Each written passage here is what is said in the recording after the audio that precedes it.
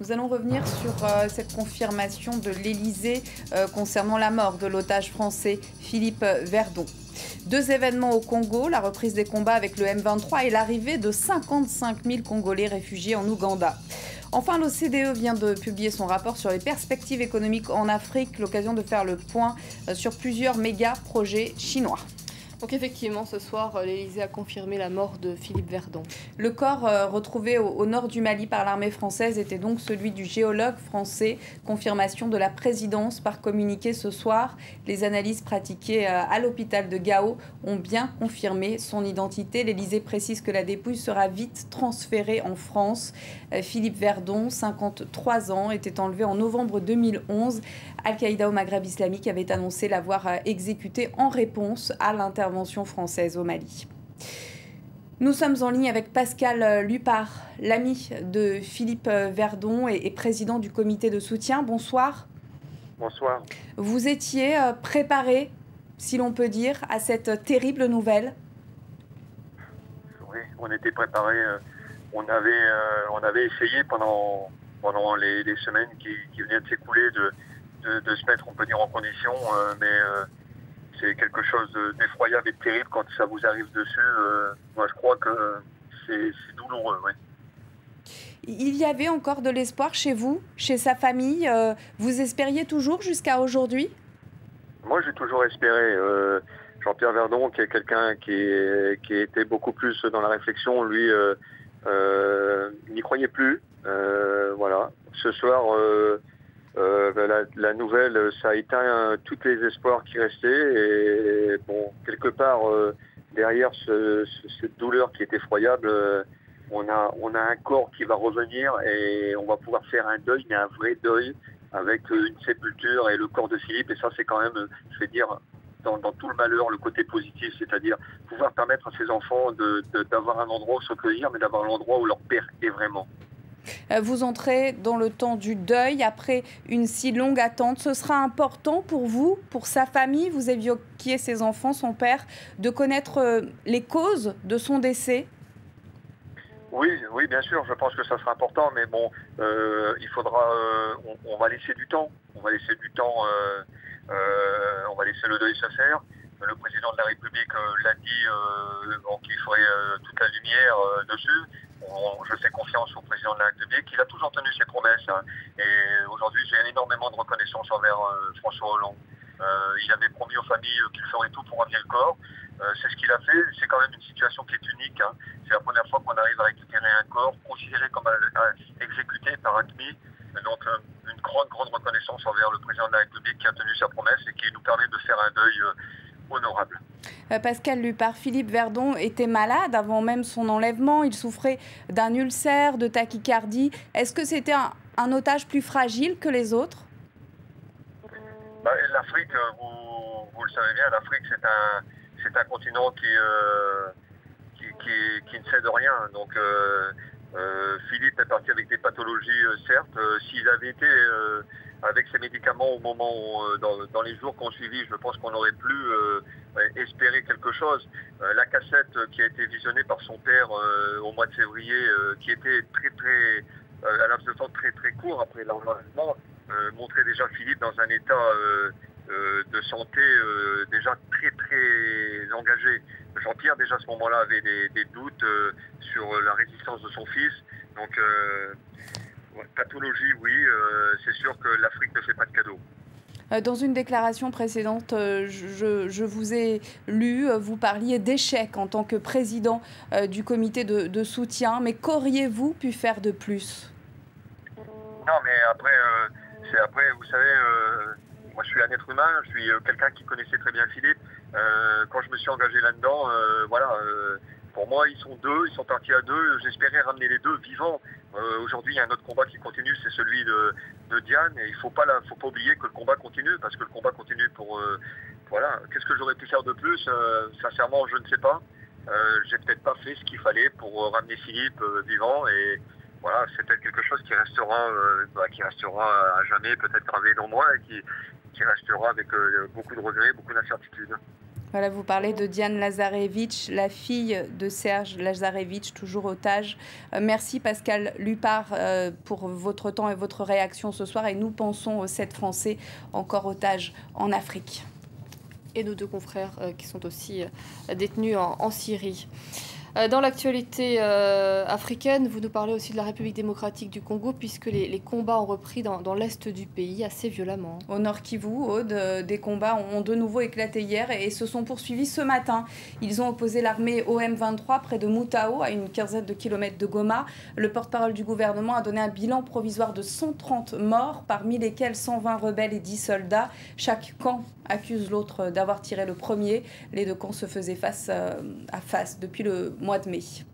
Et dans le même temps, depuis jeudi, quelques 55 000 Congolais se sont réfugiés en Ouganda. Et c'est une autre histoire. Ces familles congolaises ont traversé la frontière pour échapper aux attaques des rebelles ougandais. ADF Nalu, dites les forces alliées démocratiques à Kamango. La Croix-Rouge a dû lancer un dispositif en urgence. Ce sont des milliers de Congolais qui ont franchi la frontière pour venir se réfugier en Ouganda. Ils fuient les combats qui opposent les rebelles ougandais à l'armée congolaise à Kamango, dans le nord de la République démocratique du Congo. Au total, ce sont plus de 30 000 réfugiés congolais enregistrés par la Croix-Rouge, qui a été obligée d'improviser des camps, comme ici dans cette école primaire de Boubandi, à 2 km de la frontière. Nous sommes venus du Congo. Les bandits sont venus et nous ont dépouillés. Nous avons tout laissé au Congo et sommes arrivés les mains vides. Nous souffrons beaucoup de manque de nourriture. Nous passons la nuit dehors. Nous n'avons plus rien. Les conditions de vie des réfugiés sont très difficiles. Il n'y a pas assez d'abris et de nourriture pour tout le monde. Nous dormons très mal sous la pluie quand il y a des averses. Les enfants n'ont pas à manger. La pénurie alimentaire est telle que chaque jour, les réfugiés prennent le risque de repasser la frontière et de rentrer chez eux. L'OCDE vient de publier son rapport annuel intitulé « Perspectives économiques en Afrique ». L'occasion pour vous de revenir sur plusieurs projets qui sont financés par la Chine. Oui, nous recevions le directeur de l'unité Afrique du Centre de développement de l'OCDE. On a fait le point sur les investissements chinois en Tanzanie et autour du port de Bagamoyo notamment. On a aussi parlé de l'Angola. Aujourd'hui, ce qu'on sait, c'est que d'abord, c'est un package avec pas seulement le port, mais aussi derrière des chemins de fer, des routes, tout un certain nombre d'infrastructures, une zone économique spéciale et en fait, pour tout dire, quasiment une ville qui va être créée partant de rien à Bagamoyo. Mais on ne sait encore pas grand-chose des modalités de financement de ce projet. Or, on sait que les Chinois ont des modalités qui sont très différentes des investisseurs européens ou américains. Ils proposent souvent, alors là aussi, des packages avec un accès préférentiel à un certain nombre de ressources naturelles, comme le gaz, dont on vient de découvrir que les réserves en Tanzanie étaient absolument faramineuses, un certain nombre d'autres concessions dans différents domaines. Donc là-dessus, les conditions sont encore un peu méconnues. Autre projet massif d'investissement de la Chine, c'est en Angola. Et étonnamment, là, on ne parle pas de pétrole, mais d'agriculture. Quel est le sens de ces accords ? Alors ça fait partie de ces packages dont je parlais à l'instant, c'est qu'effectivement l'Angola ou la RDC sont des exemples de pays où la Chine, les investisseurs chinois sont arrivés en proposant en échange de l'accès à certaines matières premières un package, alors avec de l'infrastructure, de l'investissement dans des dispensaires de santé, dans des écoles, dans des routes et même, c'est souvent moins connu, dans l'agriculture. On parle souvent de l'accaparement des terres par les investisseurs non africains sur le continent. On pointe souvent du doigt d'ailleurs le rôle des Chinois en la matière, mais il y a également beaucoup d'investissements sous forme de partenariats public-privé où il y a véritablement un transfert de technologie. Donc je pense qu'il faut regarder un petit peu toute la complexité de cet investissement. C'est dans beaucoup de cas aussi potentiellement très profitable aux économies africaines. C'est tout pour ce journal de l'Afrique. Merci beaucoup Sonia. Merci Aude. À demain. Vous restez avec nous dans Paris Direct, un journal dans une poignée de minutes. Nous reviendrons sur l'Égypte, entre autres, puisque cette mobilisation se poursuit des pros et des anti-Morsi.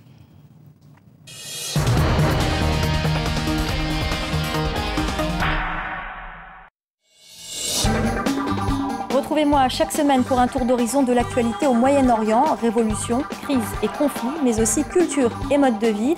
De Beyrouth à Téhéran, de Damas à Riyad, toute l'actualité et les reportages de nos correspondants dans cette région en ébullition permanente.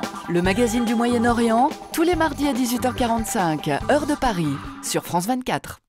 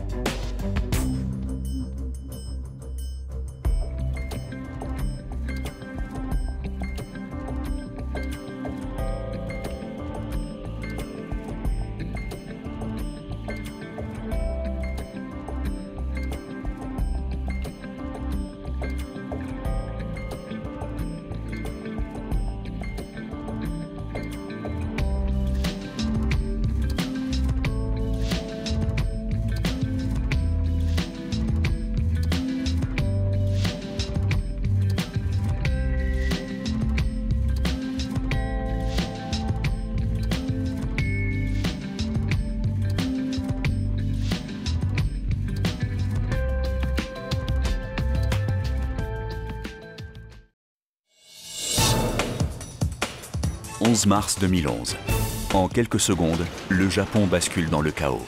Un séisme de magnitude 9 et un tsunami frappent la côte est du pays et provoquent l'accident nucléaire de Fukushima. 2 ans après, Fukushima est toujours une ville fantôme. Arrachés à leur vie, déracinés, les habitants ne reviendront pas chez eux. France 24 est allé à la rencontre de ces réfugiés du nucléaire, condamnés à l'exil. Billet retour à Fukushima, un reportage inédit à découvrir sur France 24.